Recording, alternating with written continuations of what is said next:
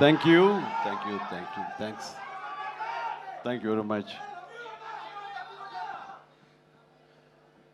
అందరికీ నమస్కారం. ఒక సినిమా విజయవంతమైతే అది ఎంత మందిలో ఆనందాన్ని నింపుతుందో ఎన్నో సంవత్సరాలుగా చూస్తున్న నాకు అదే మళ్ళీ ఇక్కడ పునరావృతం అయింది. ఈ సంతోషంలో పాలు పంచుకోవడానికి నన్ను ఆహ్వానించి ఇక్కడ రమ్మన్నారు. వాళ్ళు ఇందాక కృషి చెప్పినట్లుగా సినిమా చూసిన వెంటనే దీనికి ఎప్పుడు ఫంక్షన్ పెడతారు, దీని గురించి 4 ముక్కలు మాట్లాడాలని నాకు ఉత్సాహంగా ఉంది అనగానే వరుణ్ చాలా సంతోషపడిపోయి, డాడీ మీరు రావాలి లేదంటే ఖచ్చితంగా వస్తాను రా, ఇది ఇలాంటి సెలబ్రేట్ చేసుకోవాలి, ఈ ఆనందం 10 మందితో పంచుకోవాలి. ఇంత పెద్ద విజయాన్ని ఇచ్చేటువంటి ఆడియన్స్కి మనం తల వంచి వాళ్ళకి ధన్యవాదాలు తెలియచేయాలి. ఇది అందరి యొక్క బాధ్యత అంటూ ఆ ఉద్దేశంతో నేను ఇక్కడ రావడం జరిగింది. అండ్ చాలా సంతోషంగా ఉంది. అండ్ ఒక సినిమా హిట్ అయితే ఇక్కడ ఉన్నటువంటి అందరూ టెక్నీషియన్స్, పనిచేసిన వాళ్ళు, నటులు, సాంకేతిక నిపుణులు, ప్రతి ఒక్కళ్ళు వాళ్ళ ఆనందం ఓవర్వెల్మింగ్ తోటి వాళ్ళు అయ్యి చూపించే రియాక్షన్స్ చూస్తుంటే ఓ ఇది కదా అని. కానీ ఒక సినిమా హిట్ అయ్యింది అంటే అది ఎంతమందిలో అంటే దాన్ని కొన్నటువంటి వ్యాపారాత్మకంగా చూసి కొనేటటువంటి బయ్యర్లు కానివ్వండి, ఎగ్జిబిటర్స్ కానీ వాళ్ళల్లో ఒక బ్యాంకులో అకౌంట్లో డబ్బులు నింపుతుంది. అట్లాగే ఇక్కడ పనిచేసే కార్మికులు కానివ్వండి, కళాకారులు కానివ్వండి, ప్రతి ఒక్కరిలోనూ వాళ్ళకి ఒక సంతృప్తి నింపుతుంది. కింద స్థాయి వాళ్ళకైతే కనుక వాళ్ళకి ఆ రోజున ఆ కుటుంబానికి కడుపు నింపుతుంది. ఇక ప్రొడ్యూసర్లు ఎవరైతే నిర్మించారో వాళ్ళకి ఎంత ఎనలేని సంతోషం నింపుతుంది వాళ్ళ గుండెల్లో. ఈ రోజున ప్రతి ఒక్కళ్ళ గుండెల నిండా ఆనందంతో ఈ కొరియన్ కనకరాజు సక్సెస్ని ఎంజాయ్ చేస్తూ ఈరోజు అందరూ వాళ్ళ అభిప్రాయాల సంతోషాలు మీ ముందు వెళ్ళబుచ్చుకున్నారు. ఈ సినిమా ఒక సక్సెస్ అయ్యి ఇంతమందిలో ఇన్ని రకాలుగా ఆనందం నింపుతుంది అంటే కనుక అది ప్రధానమైన కారణం దర్శకుడు, అలాగే కంటెంట్ అందించిన కథకుడు. వీళ్ళు చాలా చాలా ప్రధానం. వాళ్ళ బాధ్యత అంతా ఇంత కాదు. ఒక సినిమా హిట్ అయితే ఇన్ని వందల మందిలో ప్రత్యక్షంగా, కొన్ని వేల మంది పరోక్షంగా వాళ్ళ యొక్క ఆనందానికి కారణం అవుతారు. కాబట్టి వాళ్ళ యొక్క బాధ్యత అంతా ఇంత కాదు. ఈ రోజున మన మేర్లపాక గాంధీ గారు, ఆయన చిన్నవాడైనా సరే గతంలో సినిమాలు 1-2 సినిమాలు నిర్మించారు. ఎన్ని సినిమాలు చేశారు?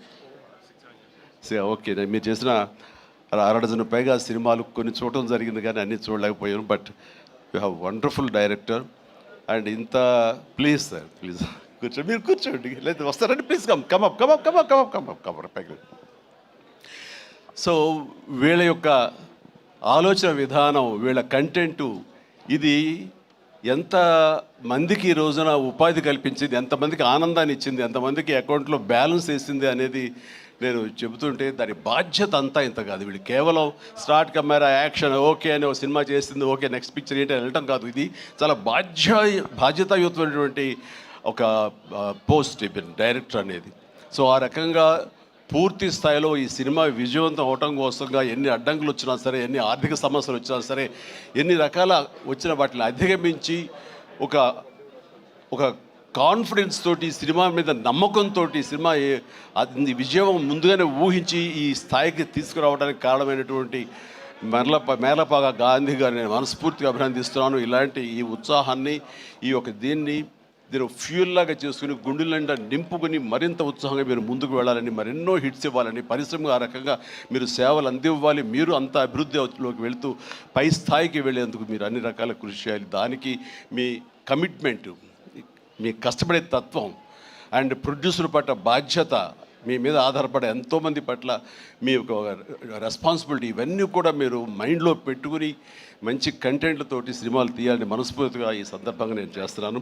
ఇక ఈ సినిమా సక్సెస్ చూస్తుంటే, ఈ సినిమాని చూస్తుంటే మాత్రం చాలాసార్లు డైరెక్టర్ ఒక వైవిధ్యమైనటువంటి కథ అనుకుని దాన్ని తెరకెక్కించడంలో ఒక చిన్న ఎక్స్పెరిమెంట్ చేసి అనుకోవచ్చు.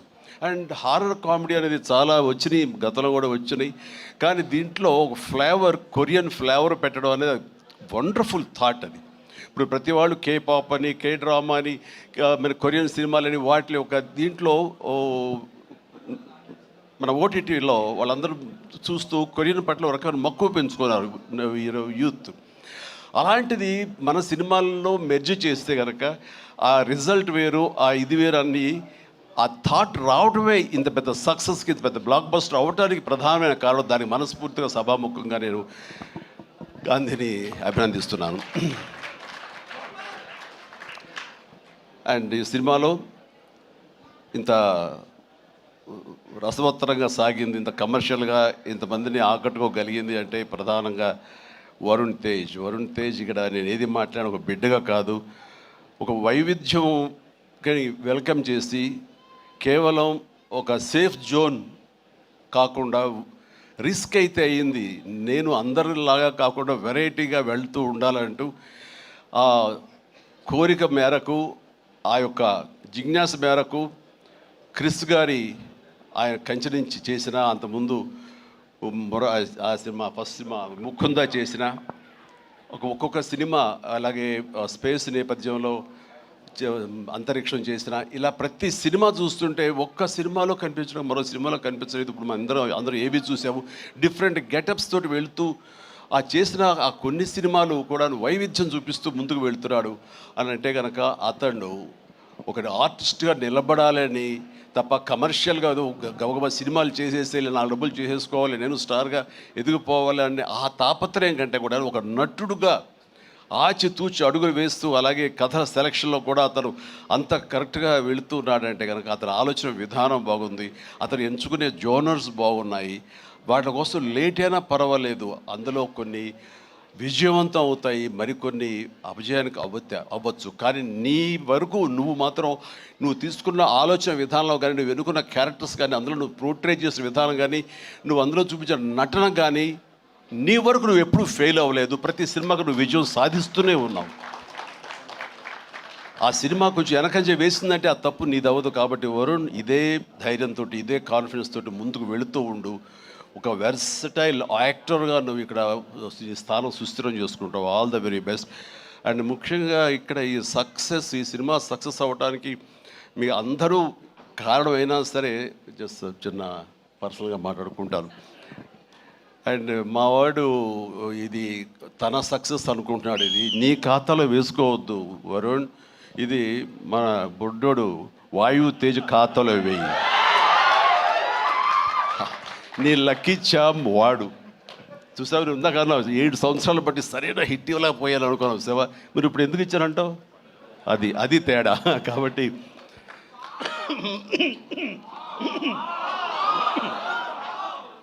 మా లక్కీ చామ్ వాయువు. అండ్ ఇక నెక్స్ట్ మరొక ఈ సినిమా ఇంత పెద్ద హిట్ అవ్వటానికి మరొక స్ట్రాంగ్ రీజన్ సత్య సినిమాలు వరుసగా చూస్తుంటాను. సత్య ఇక్కడ లేడు పాప, అన్ఫార్చునేట్. రావాలని చాలా ఉత్సాహంగా ఉన్నాడు, ఇందాక చెప్పాడు మనవాడు. అండ్ బిజీగా ఉన్నాడు. ఓకే, ఇలాంటి ఈవెంట్స్ రాకపోయినా సరే ఇది ఎలాగైనా చూస్తారు. తను ఈ పాటికి లైవ్ చూసేస్తుంటాడేమో.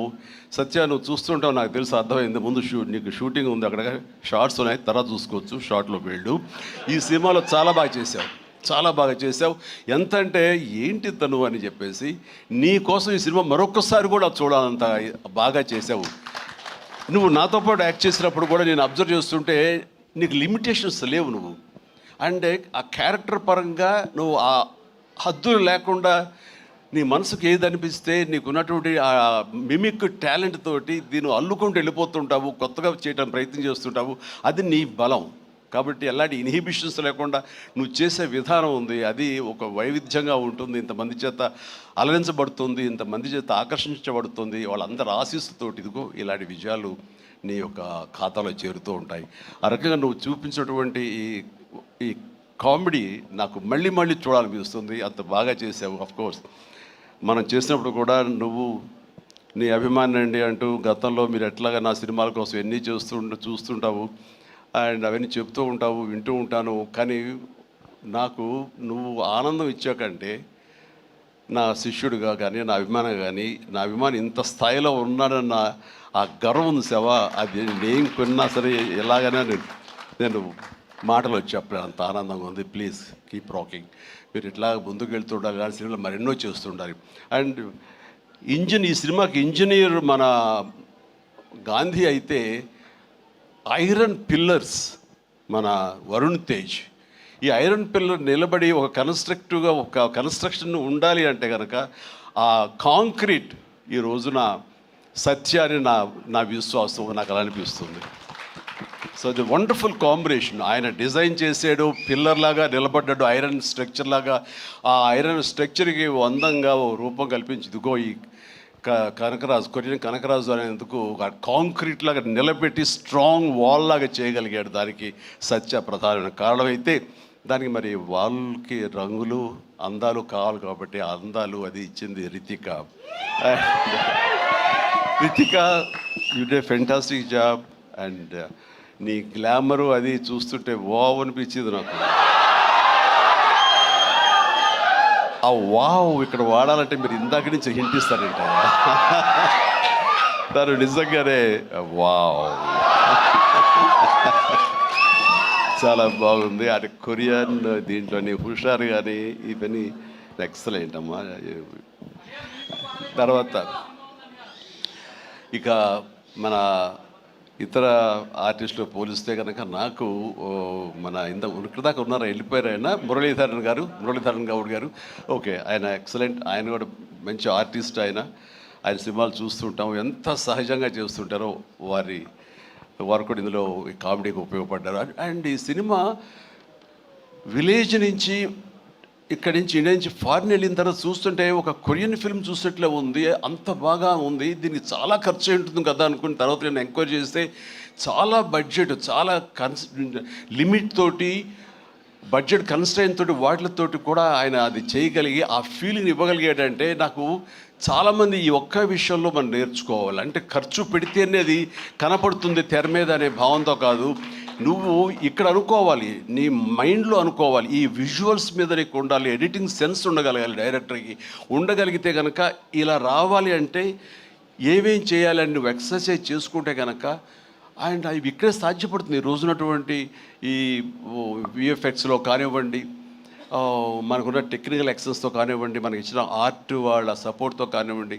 చాలా చేయొచ్చు. కాస్ట్ ఎఫెక్టివ్ తోటి చాలా బాగా చేయొచ్చు. ఈ సినిమా అందరూ ఊహించట్టుగా అంత రిచ్ సినిమాగా ఉంది కదా, కొరియా వెళ్ళిపోయి చేస్తారంటే అది అంత అవ్వాల్సినంత ఖర్చు అవ్వకుండా లిమిట్లో చేయగలిగాడంటే తన ప్లానింగ్, తన భయం, భక్తి, ప్రొడ్యూసర్లు బతకాలి, మనతో పాటు ప్రొడ్యూసర్లు 4 డబ్బులు చేసుకోవాలి, అంతేగాని ప్రొడ్యూసర్ని నలిపేసేసి వాళ్ళు స్క్వీజ్ చేసేసి సినిమాలు చూపించి తద్వారా తన పేరు తను కనిపించాలనే ప్రయత్నం చేయకుండా ఆ రకంగా తను ఈ సినిమాని చేశాడు. ఇది ఒక బెస్ట్ ఎగ్జాంపుల్గా నేను అనుకుంటున్నాను as for as the director is concern, film making is concern.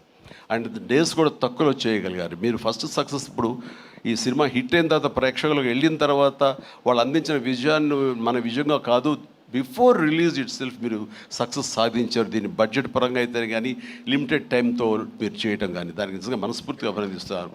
And ప్రతి వాళ్ళు ఇలాగే ఆలోచిస్తే కనుక నిజంగా సినిమా సక్సెస్ తగ్గిపోతున్నాయనే దీంట్లో ప్రతి వాళ్ళు కూడా నువ్వు ఇది నేర్చుకోవాల్సినటువంటిది, అమలు చేసుకోవాల్సిన విషయం. ఈ సంవత్సరం నిజంగా ఫస్ట్ హాఫ్ చూసిన తర్వాత బిగినింగ్ ఫిలిమ్స్ మంచి హిట్లు అయినాయి, బాగున్నాయి. కానీ ఆ తర్వాత మళ్ళీ ఈ జూన్ జూలై వరకు సినిమాలు ఏది పెద్దగా హిట్ అవ్వడం చూస్తుంటే సెకండ్ హాఫ్ ఎలా ఉంటుందో అనుకున్నావు. ఈ ద్వితీయార్థంలో బెస్ట్ పెద్ద సినిమా హిట్ అవడంతో ఫాలోడ్ బై మా ఇంటి బంగారం, అలాగే లెనిన్, ఆ తర్వాత చెన్నై లవ్ స్టోరీ, ఇట్లా ఇదిగో ఇప్పుడు ఈ కొరియన్ కనకరాజు. అంటే ఈసారి వండర్ఫుల్ ఆడియన్స్ రారు, వాళ్ళకి ఓటీటీలకి ఫిక్స్ అయిపోయారు.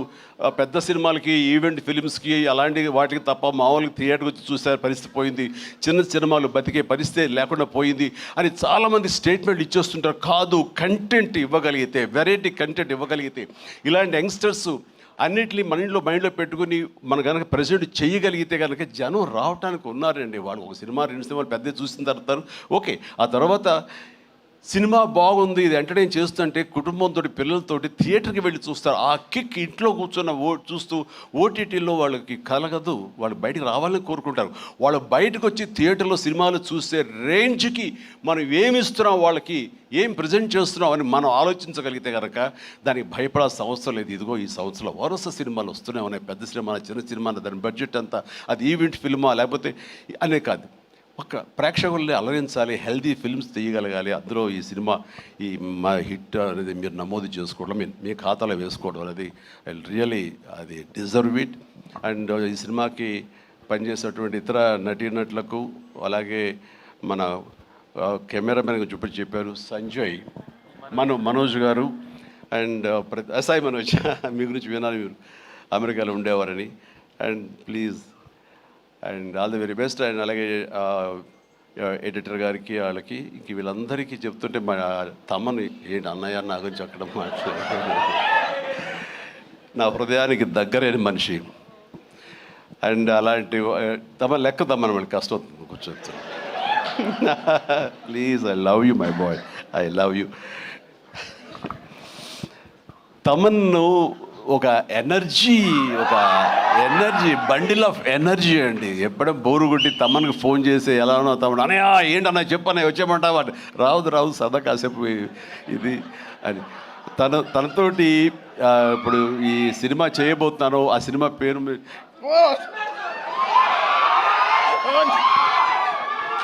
చెప్పలేదు, చాలా హోల్డ్ చేసుకుంటున్నాను. కొంచెం కూడా వద్దంటవా? ఫస్ట్ లెటర్ ఫంక్షన్కి వచ్చే ముందరే బాబీ చెప్పి మరి పంపించాడు, నేను జాగ్రత్త చూసుకోండి. ఓకే, వాళ్ళకి హింట్ ఉన్నప్పుడు ఆపుకోలేకపోతున్నాను, బలవంతంగా ఆపుతున్నాడు చెప్తాను. Okay, all right. అండ్ ఇందాక డైరెక్టర్ గారు అన్నట్లుగా మేము ఒక బొమ్మను తయారు చేసావు, దానికి ప్రాణం పోసావు నువ్వు అని. నిజంగా ప్రాణ ప్రతిష్ఠ చేసేటటువంటి అద్భుతమైనటువంటి ఒక టెక్నీషియన్ మనం తమన్. నేను ఇదే మాట అన్నాను, మాకు ఈ సినిమా అన్ని రకాలుగా మేము చేసాము అని. నాకు ఈ మధ్యకాలంలో మేము చేసినటువంటి గాడ్ ఫాదర్ సినిమాలో, అండ్ తమన్ నిన్ను నమ్ముతున్నాను, దీనికి ప్రాణ ప్రతిష్ఠ నువ్వు చెయ్యాలి, దీనికి ప్రాణం పోయాలి, దీనికి ప్రాణం నువ్వే అవ్వాలి అని అన్నందుకు ఆ సినిమాలో తను చేసి ఆ బీజిఎమ్స్ అవి అంత అత్యద్భుతంగా ఇచ్చాడు ఆ సినిమాలో. అండ్ దానికి ఇప్పుడు మళ్ళీ ఈ సినిమా మన రాబోయే కొత్త సినిమా 158 అలాగే అంతా కష్టపడి కంగారు అదే ఛాన్స్ ఇవ్వట్లేదు.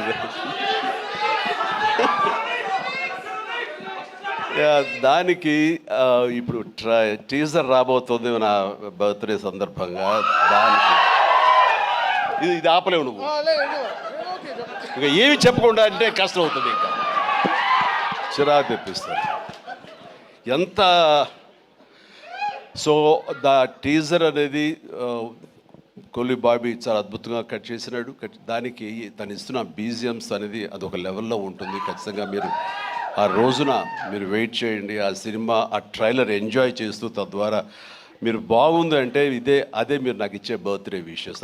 తమన్ మనస్ఫూర్తిగా ఈ సినిమాలో నీ వర్క్ గురించి ప్రత్యేకంగా చెప్పక్కర్లేదు, అత్యద్భుతంగా చేసావు, ప్రతిదీ బాగుంది.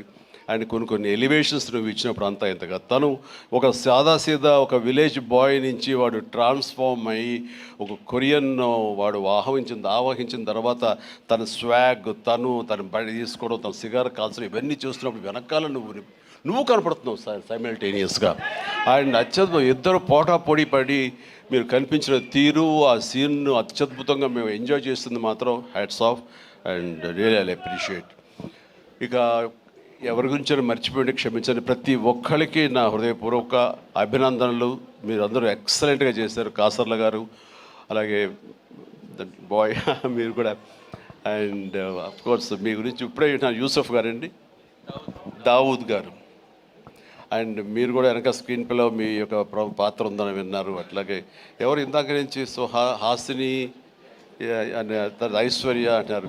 మీరు ఎవరో తెలియదమ్మా, కానీ ఇది అందరూ మీ గురించి మాట్లాడుతున్నారు. మీ ప్రత్యేకత ఏంటో నేను కాస్ట్యూమ్స్ డిజైనర్, సారీ, ఓకే, మా ప్రొడ్యూసర్ వైఫ్. ఓకే, సో మీకు కూడా నా కంగ్రాచులేషన్స్. అండ్ ఈ రోజున క్రేష్ మీరు ముందు నుంచి కూడా మీరు రాజీవ్ రెడ్డి గారి కాంబినేషన్లో మీరు సంస్థ పెట్టడం ఏంటి, దాంట్లో మీరు సినిమాలు తీయటం, మీకు నచ్చింది సినిమా ఎంత పెద్ద హిట్ అయింది ఏంటి అనేది కాదు, సినిమాలు చేస్తూ ఉండాలి, మా ప్యాషన్ ఏంటో మీకు తెలుస్తుంది. బట్ ఈ నేపథ్యంలో మీరు అట్లా ధైర్యంతో మీరు ముందుకు అలా వెళుతూ ఉన్న ఈ ప్రయత్నంలో హిట్ అనేది ఇన్విటబుల్, అది ఈ రోజున ప్రూవ్ అయింది. అండ్ నిర్మాతగా రాజీవ్ రెడ్డి గారికి అండ్ ఆయన ఫ్రెండు కో ప్రొడ్యూసర్గా నీకు, అలాగే మరొక ప్రొడ్యూసర్స్గా ఉన్నటువంటి మా కుర్రవాళ్ళు Vicky and UV creations, Vamsi, వీళ్ళందరికీ హృదయపూర్వక అభినందనలు. ఈ సినిమా హిట్ అవ్వడం అనేది ఇంతమందిలో ఆనందం కలిగిస్తున్నందుకు ఈ కారణమైనటువంటి ప్రతి ఒక్కరికి, చిన్న పెద్ద అందరికీ నా హృదయపూర్వక నా సంతోషాన్ని తెలియజేస్తూ నా అభినందనలు తెలియజేస్తున్నాను. ముఖ్యంగా ఇలాంటి సినిమాలు ఆదరించినందుకు మీ ప్రోత్సాహానికి, ఆడియన్స్కి మనస్ఫూర్తిగా thank you so much. I love you all.